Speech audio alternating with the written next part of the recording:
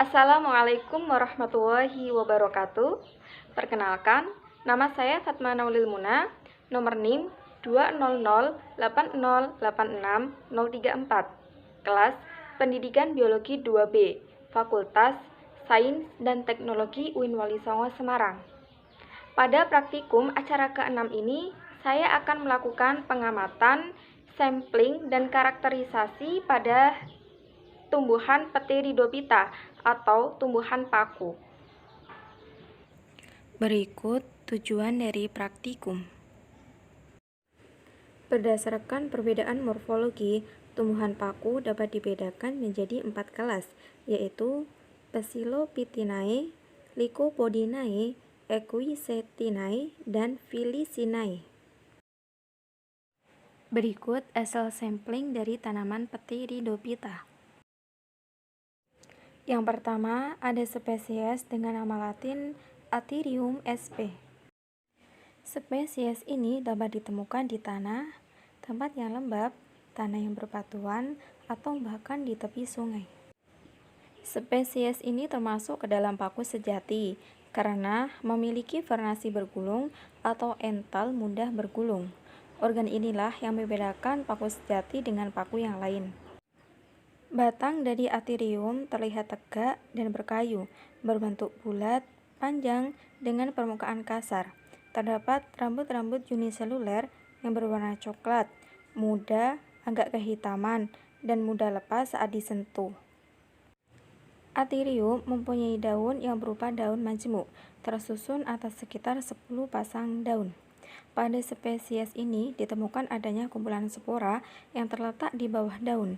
Bentuknya beraturan seperti jala, membentuk seperti huruf V yang berbentuk garis zigzag dan hampir membentuk bentukan seperti segitiga. Berikutnya ada spesies Adiantum sp atau disebut dengan paku suplir. Suplir adalah tumbuhan paku yang populer digunakan sebagai penghias ruangan. Tanaman ini termasuk dalam marga Adiantum.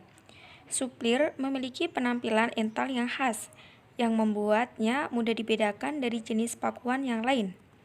Semua jenisnya tumbuh sebagai terna dengan rimpang rizoma yang menjalar lambat di media tumbuh.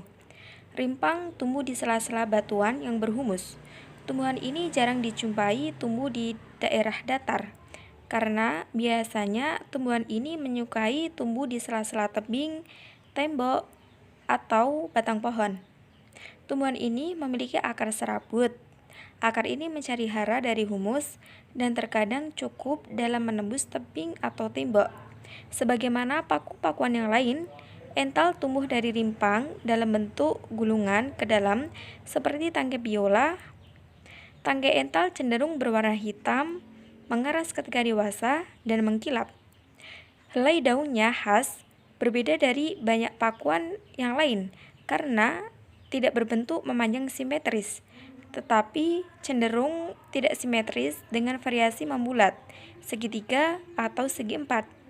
Daunnya tidak dapat dibasahi oleh air karena di permukaannya tertutupi rambut-rambut halus.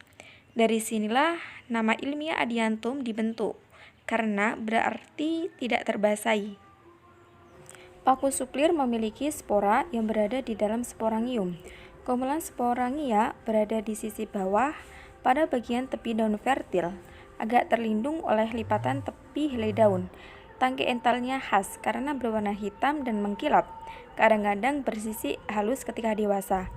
Tanaman ini memperbanyak diri secara generatif, yaitu dengan spora yang terletak pada bagian tepi sisi bawah daun yang sudah dewasa. Selain itu, juga memperbanyak diri secara vegetatif dilakukan ketika rimpangnya sudah cukup besar sehingga bisa dipecah menjadi 2 atau 3 bagian. Berikutnya ada spesies dengan nama latin Nephrolepis sp. Nephrolepis pada umumnya hidup di tanah, tapi ada juga yang hidup secara epifit. Nephrolepis dapat ditemukan pada dataran tinggi, daerah kering seperti padang pasir, daerah berair, atau area-area terbuka. Selain itu, dapat ditemukan 4 tipe habitat Nephrolepis, yaitu hutan rindang yang memiliki celah permukaan berkarang, khususnya yang terlindung dari sinar matahari. Terdapat di daerah rawa dan tergenang air, dan tumbuh secara epifit pada pohon-pohon tropik. Daun pada spesies ini terdapat percabangan pada tulang daun. Ujung dari urat daunnya yang menjari tidak sampai menyentuh tepi daun dan bebas.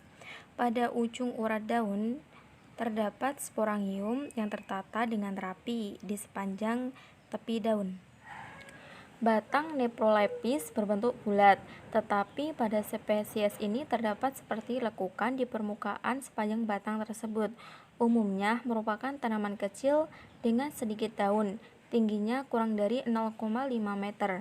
Warna batang kecoklatan, permukaan halus, akan tetapi seperti terdapat rambut-rambut yang sangat halus pada batangnya. Pada umumnya, tumbuhan ini memiliki akar yang serabut. Begitu juga pada spesies Nephrolepis sp. memiliki akar yang tumbuh di bawah permukaan tanah, bersifat non-fotosintesis, berfungsi menyerap air dan nutrisi dari tanah. Akar-akar ini menyerabut dan strukturnya sangat kecil. Spesies terakhir adalah paku tanduk rusa dengan nama latin Platycerium sp.